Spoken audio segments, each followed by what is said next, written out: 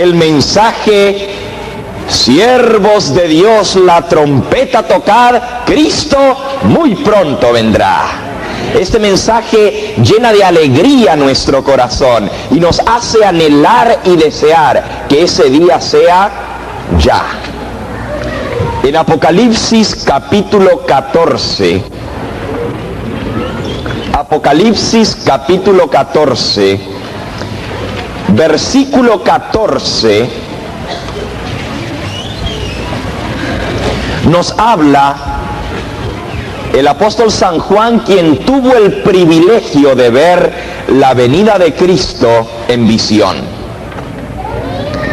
Dice en el versículo 14: miré, y he aquí una nube blanca, y sobre la nube venía uno sentado semejante al Hijo del Hombre, que tenía en la cabeza una corona de oro y en la mano una hoz aguda. Y del templo salió otro ángel clamando a gran voz al que estaba sentado en la nube: mete tu hoz y ciega, porque la hora de cegar ha llegado. Y el que estaba sentado sobre la nube, y la tierra fue cegada. Aquí se nos habla acerca de la siega, de la cosecha y del que viene en la nube blanca para cegar la tierra. El Señor nos explica en San Mateo, el capítulo 13, que la siega representa el fin del mundo. San Mateo capítulo 13, San Mateo capítulo 13, en el versículo 39 dice: el enemigo que sembró la mala semilla es el diablo. La siega es el fin del mundo y los segadores son los ángeles.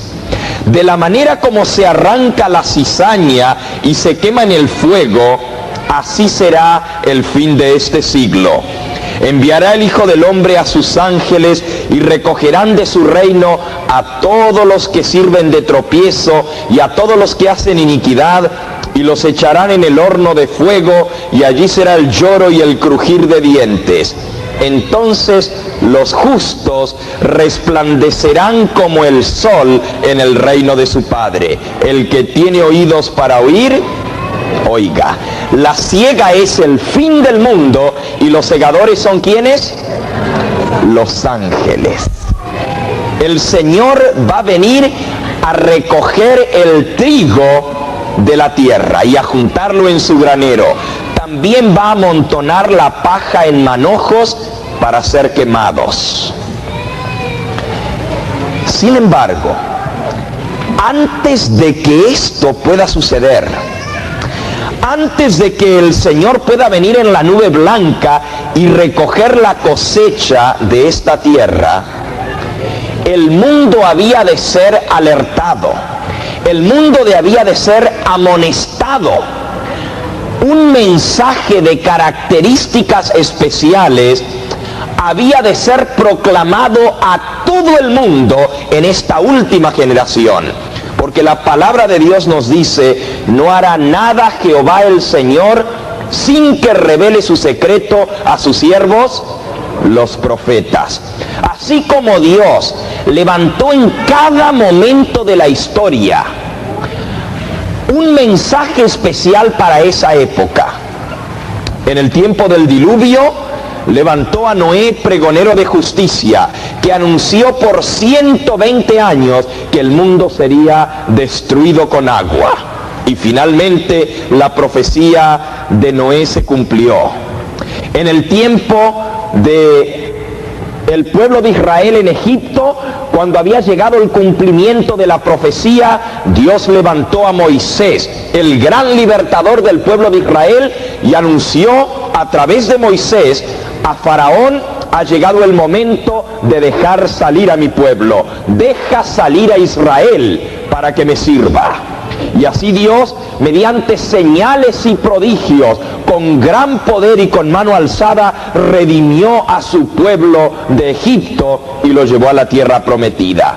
Cuando ese mismo pueblo con el tiempo se mezcló con las naciones paganas y aprendieron el culto idolátrico de Baal, cuando la nación entera parecía estar en plena apostasía, cuando el mundo entero, el pueblo de Dios, estaba adorando a Baal, estaba adorando a Asera, la diosa cananea, y estaban dando culto a las criaturas en vez del Creador, cuando en medio del pueblo de Israel una mujer ramera, una mujer mala, que se decía profetisa y se había casado con el rey de Israel, Jezabel, impuso el culto babilónico, el culto falso en medio del pueblo de Dios, y puso 400 profetas de Baal y 450 profetas de Asera, la diosa babilónica.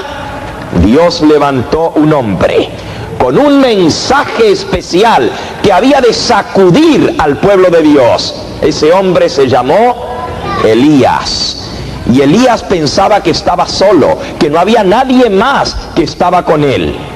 Pero la divina respuesta le dijo: me he reservado 7,000 que no han doblado sus rodillas delante de Baal. Y así Elías juntó a todo el pueblo de Dios sobre el monte Carmelo y proclamó en voz en cuello: si Jehová es Dios, servidle; si Baal es Dios, id en pos de él. Y otra vez los juicios de Dios en forma maravillosa se manifestaron sobre el monte Carmelo, y eso trajo un gran reavivamiento y una reforma dentro del pueblo de Dios. A través de los siglos, Dios ha tenido mensajes especiales para momentos especiales, para épocas cruciales en la historia del mundo y del pueblo de Dios. Justo antes de la venida del Mesías, el Señor Jesús a esta tierra, cuando la profecía señalaba el reino de los cielos se ha acercado, Dios volvió a levantar un hombre. De todos los nacidos de mujer, dijo el Señor Jesús, ninguno es mayor que él, porque él preparará el camino delante del Señor. Ese hombre se llamó Juan el Bautista y vino predicando un mensaje de reavivamiento, un mensaje de reforma, un mensaje que señalaba el pecado del pueblo de Dios y les llamaba a arrepentirse.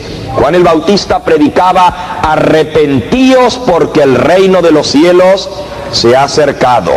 Haced frutos dignos de arrepentimiento. Generación de víboras, ¿quién os ha enseñado a huir de la ira venidera? Arrepentíos y haced frutos dignos de arrepentimiento. Y la gente venía en multitudes al Jordán a escuchar a Juan el Bautista y eran bautizados por él en el río Jordán.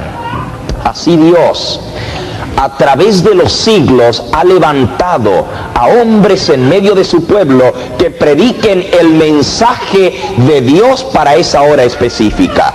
Cuando nuevamente la iglesia cristiana había llegado a ser como la iglesia pagana, había apostatado, las tinieblas negras de la oscuridad del tiempo de la Edad Media con sus tradiciones humanas y sus enseñanzas babilónicas habían cubierto de tinieblas el mundo cristiano. Dios volvió a levantar hombres con el poder de Elías que predicaron un mensaje de reforma, de reavivamiento. Martín Lutero, Calvino, Knox, Zwinglio, Wycliffe y otros hombres, Jerónimo y Hus, se levantaron para proclamar la verdad de la justificación por la fe. Y eso trajo un tremendo reavivamiento entre el pueblo de Dios.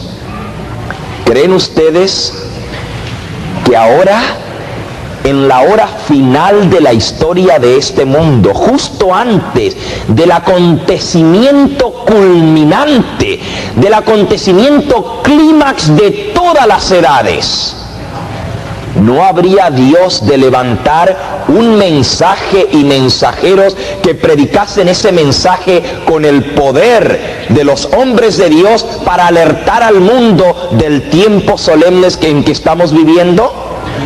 ¿No habría Dios de actuar de la misma manera como Él ha actuado a través de los siglos para proclamar el mensaje de la hora del juicio de Dios? Claro que sí. Dios sigue actuando de la misma manera como siempre. Y si ustedes vuelven a su libro de Apocalipsis, al capítulo 14, descubrirán que justo antes de la venida de Cristo, descrita en el versículo 14 que acabamos de leer, Apocalipsis capítulo 14, justo antes de que Cristo venga a recoger la cosecha de esta tierra, había un mensaje solemne que había de ser predicado a toda nación, tribu, lengua y pueblo. El último mensaje de amonestación de Dios para un mundo condenado, para un mundo penitente, un mundo a punto de ser castigado y destruido. El último mensaje de amonestación al mundo perdido.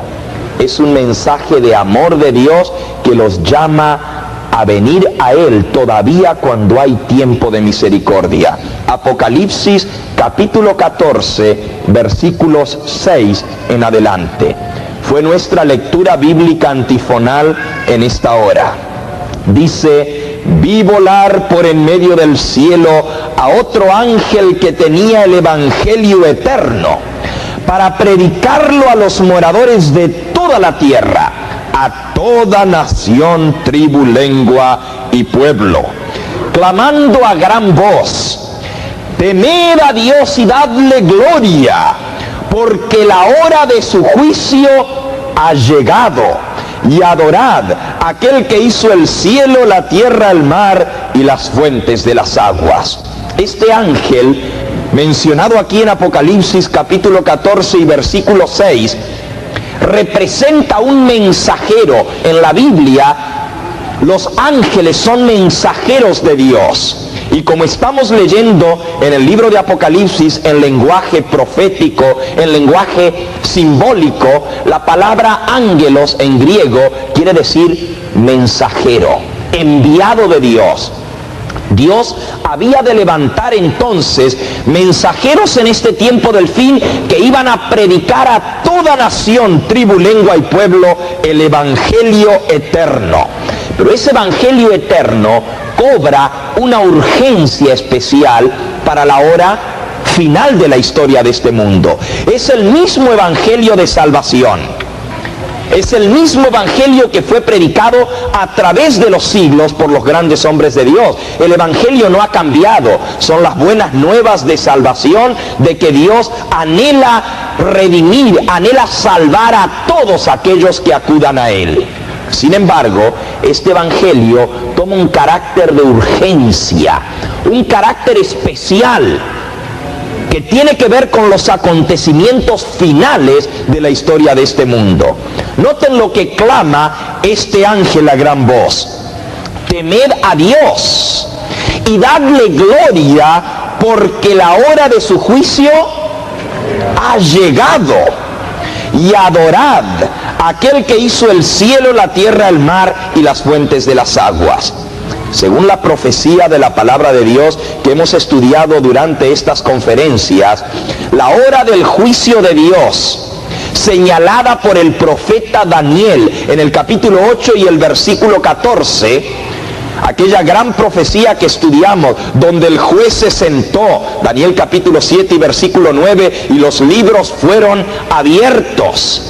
En el capítulo 8 nos señalaba que la hora del juicio de Dios había de iniciarse antes de la venida de Cristo, preparando al mundo para el regreso glorioso de Cristo. Antes de que Cristo pueda venir a esta tierra, se necesita realizar el juicio que va a determinar quiénes se salvan y quiénes se pierden.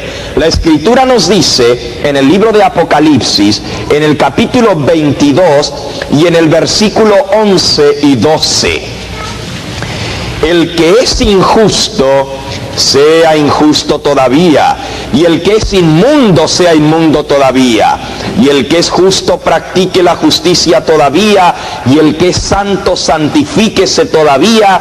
He aquí yo vengo pronto, y mi galardón conmigo, para recompensar a cada uno según sea su obra. Antes de que Cristo venga, porque noten que cuando Él viene, ya trae el galardón con Él. Ya viene para recompensar a cada uno según sea su obra. Por lo tanto, si Él ya viene con la recompensa, con el galardón, las palabras que están en el versículo anterior, el que es injusto, siga siendo injusto, el que es inmundo, siga siendo inmundo todavía, el que es justo, practique la justicia, el que es santo, santifíquese todavía, he aquí yo vengo pronto. Cristo todavía no ha venido y sin embargo ya cada caso está decidido para salvación o para perdición. El que es justo sigue siendo justo, el que es impío sigue siendo impío. El tiempo de gracia se ha cerrado y Cristo está por venir pronto a buscar su cosecha, a separar el trigo de la cizaña, a atar la paja en manojos para ser quemada y a recoger el trigo en su granero. Por eso, antes de la venida de Cristo, debía celebrarse el juicio que había de determinar quiénes se iban a salvar y quiénes iban a perder. Este juicio se conoce con el nombre del juicio investigador.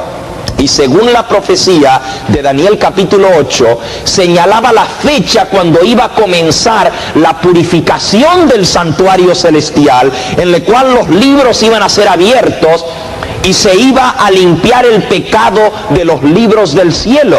Cada nombre iba a ser estudiado y aquellos que vivieron y murieron fieles al Señor y que sus vidas mostraron el fruto de que en verdad habían aceptado a Cristo de corazón, habían permitido que el Espíritu Santo tome control de sus vidas y los lleve una vida de santificación y obediencia.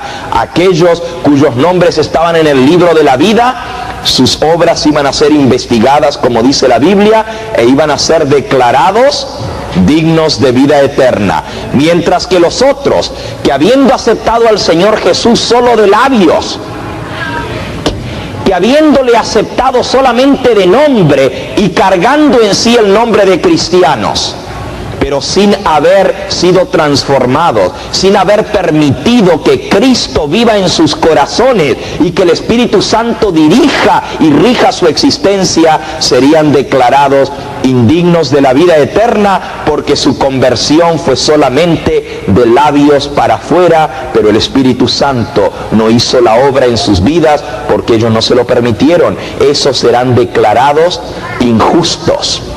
Así el Señor va a determinar el caso de cada uno para salvación o para perdición. Y la profecía señalaba que esa hora del juicio había de comenzar ¿en qué año según la profecía? ¿En qué año? 1844. Es la profecía del libro de Daniel.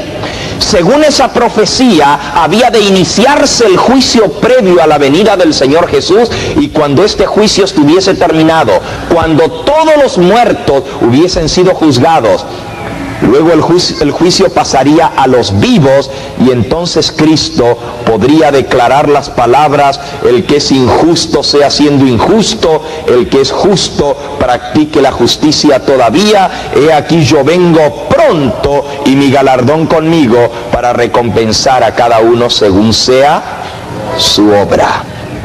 Este mensaje de la hora del juicio de Dios, que señalaba que estábamos viviendo en la etapa final de la historia de este mundo, según dice Apocalipsis capítulo 14, había de ser proclamado en toda nación, tribu, lengua y pueblo. Temed a Dios y dadle gloria, porque la hora de su juicio ha llegado. Noten que no habla de que ese mensaje iba a decir, se acerca el juicio. El juicio está muy cercano. El mensaje era, temed a Dios y dadle gloria, porque la hora de su juicio, ¿qué? Ha llegado, ya está presente. Por lo tanto, este mensaje no pudo haber sido predicado en los tiempos del Antiguo Testamento.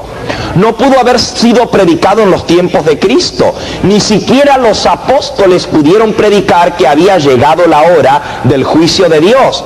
San Pablo habló del juicio. Dijo que todos habían de comparecer ante el tribunal de Cristo. Habló del juicio venidero. Ante Festo y ante Agripa les habló de que llegaría el día cuando Dios juzgaría a todos los hombres. El juicio venidero. Todos los profetas hablaron del juicio como algo en el futuro. Sin embargo, en el tiempo del fin, Dios había de levantar un mensaje que había de llegar a todos los rincones de la tierra, proclamando: la hora del juicio ha llegado. Y ese mensaje solamente pudo ser predicado cuando eso se cumplió, según la profecía, desde el año 1844 en adelante. ¿Creen ustedes que algo tan solemne, algo tan grande como es la hora del juicio de Dios, había de pasar desapercibida de los habitantes de este mundo? Obviamente no. Por eso Dios levantó un pueblo, mensajeros suyos en esta tierra, que proclamaron y habían de proclamar este mensaje hasta todos los rincones de la tierra. Temed a Dios, dadle gloria, la hora de su juicio ha llegado, adorad al que hizo el cielo, la tierra, el mar y las fuentes de las aguas. Y este mensaje ha sido predicado y está siendo predicado. Cuando Dios lo dio por primera vez, surgió en forma maravillosa. En distintos lugares de la tierra, hombres estudiosos de la palabra de Dios llegaron a la conclusión de que las profecías se estaban cumpliendo. Una de las cosas que los sorprendió fue la gran lluvia de estrellas en el año 1833. El día oscuro que había acontecido unos años antes, en el año 1780. El gran día oscuro que estudiamos también en nuestras conferencias. Esas cosas les anunciaron que algo grande estaba por suceder, que se acercaba un momento tremendo en la historia de este mundo. Y personas estudiosas de la Biblia en Europa, en Sudamérica, en Estados Unidos de Norteamérica, en distintos lugares del mundo, en Australia y otros lugares, comenzaron a buscar en las Escrituras el significado de todas esas cosas. Y llegaron a la conclusión de que en el año 1844 iba a suceder un evento del todo especial. Y comenzaron a predicarlo. Eso trajo un gran reavivamiento religioso entre todas las iglesias cristianas de aquella época. Ese reavivamiento se llamó el Gran Despertar Adventista. Y si ustedes quieren saber, fue justamente en el año 1844 que Dios levantó, como lo señalaba la profecía, un pueblo en esta tierra que había de anunciar este mensaje de la hora del juicio de Dios. Así surgió la iglesia adventista del séptimo día. Ahora, la iglesia adventista no se separó de otra iglesia, como la mayoría de las iglesias cristianas se forman. Estaba la iglesia madre, la católica, y entonces la reforma protestante se separaron de la iglesia católica y se formó la iglesia luterana. Y luego otras iglesias se han ido separando de la iglesia madre para formar un nuevo cuerpo religioso. Cuando había algo que no les parecía, Cuando había alguna división, entonces se formaba una nueva iglesia. Así han surgido la mayoría de las iglesias cristianas. En el caso de la iglesia adventista, Dios movió a distintas personas, estudiantes de la Biblia, en distintos lugares del mundo y en forma simultánea, sin tener conocimiento el uno del otro, porque unos estaban en Europa, en Inglaterra, en Suiza, en Italia, en Francia, en España, en Australia, en Asia, en Sudamérica, en Estados Unidos. Sobre todo aquí en Estados Unidos hubo un gran despertar de estudio de las profecías, y esas personas, sin conocer el uno del otro, comenzaron a predicar el mismo mensaje. En el año 1844 un suceso grande vendrá, y con el tiempo, cuando esas personas se dieron cuenta que había otros que predicaban el mismo mensaje, así fue como surgió la iglesia adventista, de un despertar de distintas iglesias. Quienes compusieron el origen de este movimiento fueron de todas las denominaciones. Había Bautista, un gran predicador aquí en Estados Unidos, que había sido un campesino, pero llegó a ser un predicador bautista. Se levantó a predicar el mensaje de la hora del juicio de Dios. Su nombre era Guillermo Miller. En el caso de Guillermo Miller, él señalaba que la profecía decía que en el año 1843 a 1844 había de cumplirse una tremenda profecía, la purificación del santuario. Pero él creyó que eso se refería a que la tierra iba a ser purificada. No entendió que eso se refería a la hora del juicio de Dios, que el santuario en el cielo era el que iba a ser purificado. Y entonces anunció que probablemente Cristo vendría alrededor del año 1844. Muchos, miles de personas aceptaron la predicación de Guillermo Miller, ese pastor bautista, y a él se le unieron pastores de la iglesia cristiana, de la iglesia de los discípulos, de las iglesias presbiterianas, episcopales y de muchas otras iglesias. Había más de 30 iglesias representadas por pastores que aceptaron la predicación del pronto regreso del Señor Jesús y comenzaron a anunciar este mensaje.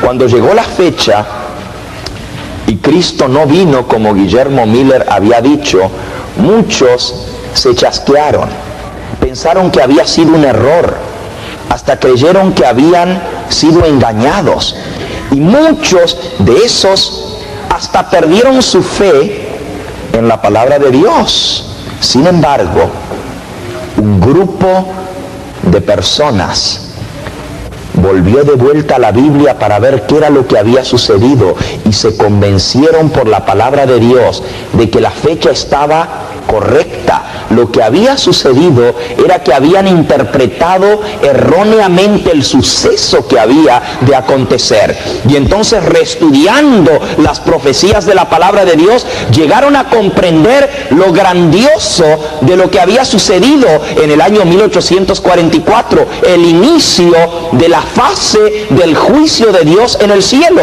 y comenzaron ahora a proclamarlo con más poder. Para entonces, leyendo la palabra de Dios, descubrieron que decía que habían de predicar, adorar al que hizo el cielo, la tierra y el mar y las fuentes de las aguas. Y notaron que eso tenía que ver con la predicación del Dios creador, el Dios que hizo los cielos, la tierra, el mar en 6 días y reposó el 7º día. Y recuperaron la verdad que había sido pisoteada por siglos, la verdad de que el sábado era el verdadero día de descanso. En el año 1844, en el mes de marzo, la primera iglesia adventista, si queremos llamarle así, porque eran hermanos de todas las denominaciones, se reunieron y comenzaron por primera vez a guardar el santo sábado. Y de allí en adelante ese mensaje comenzó a proclamarse de un lugar a otro. Comenzaron a ir misioneros a distintas partes del mundo, y actualmente un poco más de 140 años más tarde, este mensaje está siendo proclamado en prácticamente todos los rincones del globo terrestre. El 98% de los países del mundo están recibiendo este mensaje. 192 países del mundo tienen la predicación del mensaje del tercer ángel, el mensaje de los tres ángeles. Se está predicando este mensaje en 1872 idiomas y dialectos del mundo. Lo que comenzó con un grupito de personas estudiando la Biblia, hoy en día ha llegado a dimensiones mundiales. Es lo que anunciaba la palabra de Dios, que se levantaría la verdad restaurada y un mensaje sería proclamado a toda nación, tribu, lengua y pueblo. La hora del juicio de Dios ha llegado, adorada al Creador que hizo el cielo, la tierra, el mar y las fuentes de las aguas. Ahora, este mensaje también había de anunciar los pecados de Babilonia. Noten el versículo 8. Otro ángel le siguió diciendo: ha caído Babilonia, la gran ciudad, porque ha hecho beber a todas las naciones del vino del furor de su fornicación. No solamente se habría de proclamar la hora del juicio de Dios, no solamente se llamaría al mundo a aceptar el evangelio restaurado, el evangelio completo que nos llama a adorar a Cristo como creador de los cielos y de la tierra, santificando su santo sábado, sino que también se habrían de señalar los pecados de Babilonia. Babilonia, la gran ramera, la que ha dado a beber a todas las naciones del vino del furor de su fornicación. Las doctrinas falsas del paganismo, de la religión falsa de Nimrod que estudiamos anoche, que habían infiltrado el movimiento cristiano, habían de ser ahora señaladas directamente como doctrinas paganas de Babilonia, y se había de llamar al mundo a salir de Babilonia para que no sean participantes de sus plagas. Ha caído Babilonia, la gran ciudad, porque ha hecho a beber a todas las naciones del vino del furor de su fornicación. En Apocalipsis capítulo 18 lo pone de esta manera: vi a otro ángel descender del cielo con gran poder, y la tierra fue alumbrada con su gloria.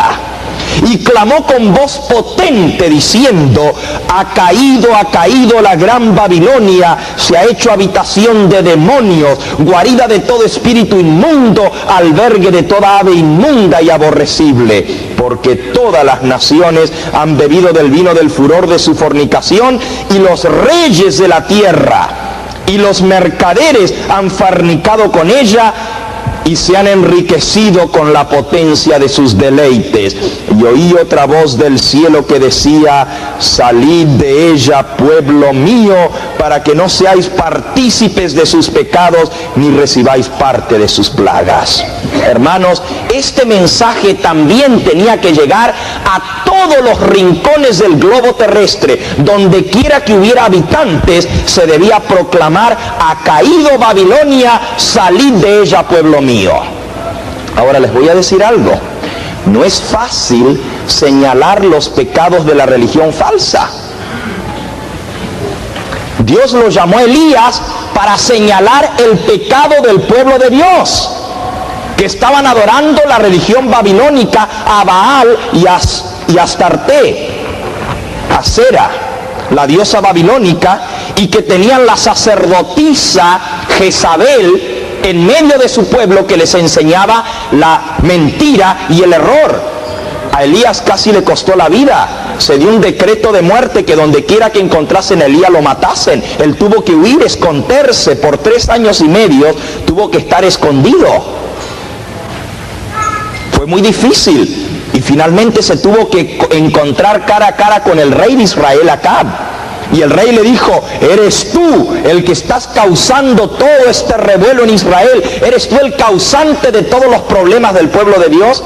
Y Elías, con poder lleno del ánimo del cielo, le dijo: yo no soy el causante de todos los problemas del pueblo de Dios. El causante eres tú y tu mujer Jezabel, que han apartado al pueblo de Dios de la verdad para enseñarle las mentiras de la religión pagana de Babilonia. Elías tuvo que hablar con poder. Ahora eso no era fácil. Y Dios llamó en el tiempo del fin a hombres y a mujeres con el espíritu y el poder de Elías, que prediquen el mismo mensaje, que señalen los pecados, así como Juan el Bautista. ¿Se acuerdan de Juan el Bautista? Juan el Bautista también tuvo que señalar a Herodes su pecado. Y también había una mujer prostituta, igual que Jezabel, que estaba unida ilícitamente con Elías, con Herodes. ¿Se acuerdan cómo se llamaba? Herodías. Y él le dijo: la mujer que tienes es de tu hermano, no te es lícito estar con ella. Tuvo que señalar los pecados. Y eso no fue fácil. ¿Qué le pasó a Juan el Bautista por señalar el pecado? La cabeza de Juan el Bautista rodó en un plato. Pero él tenía que mencionar y predicar el mensaje de Dios. Así también en el tiempo del fin, Dios había de levantar a hijos suyos que con valor y el poder de Dios señalasen al mundo, al pueblo de Dios, al mundo cristiano, los pecados de Babilonia. Ahora, esto ha hecho que el movimiento adventista no sea muy popular dentro del cristianismo. ¿Acaso es fácil tener que hablar de las doctrinas falsas y de los errores que se están enseñando dentro de lo que se llama el cristianismo, que es la Gran Babilonia? No es fácil, es muy difícil. Y siempre el mensajero de Dios es acusado de ser fanático, es acusado de estar trayendo problemas al pueblo de Dios. Pero Dios dijo en su palabra que había de levantarse un ángel con poder, que había de proclamar: ha caído Babilonia, porque ha hecho beber a todas las naciones del vino del furor de su fornicación. ¿Quién es entonces este movimiento sino el que predica la verdad que señala la palabra de Dios? ¿Acaso hay otra iglesia? ¿Acaso hay otro movimiento en el mundo que está señalando directamente los pecados de Babilonia y llamando al mundo a salir de Babilonia? Oh no, todos hablan de ecumenismo, todos hablan de que debemos unirnos, que no hay diferencias entre nosotros, que debemos buscar las cosas que tenemos en común. Pero el mensaje que Dios mandó para dar es: ha caído Babilonia, salid de ella. ¿Qué cosa? Pueblo mío. Y todavía, como si eso fuera poco, vean lo que Dios le pide a este movimiento mundial que haga. Versículo 9. El tercer ángel le siguió diciendo a gran voz: si alguno adora a la bestia y a su imagen, y recibe la marca en su frente o en su mano, él también beberá del vino de la ira de Dios, que ha sido vaciado puro en el cáliz de su ira, y será atormentado con fuego y azufre delante de los santos ángeles y del Cordero, y el humo de su tormento sube por los siglos de los siglos, y no tienen reposo de día ni de noche los que adoran a la bestia y a su imagen, ni nadie que reciba la marca de su nombre. Qué tremendo mensaje había de ser proclamado. Había que hablar acerca de la bestia. ¿Y de qué? ¿Saben ustedes lo que es la imagen de la bestia?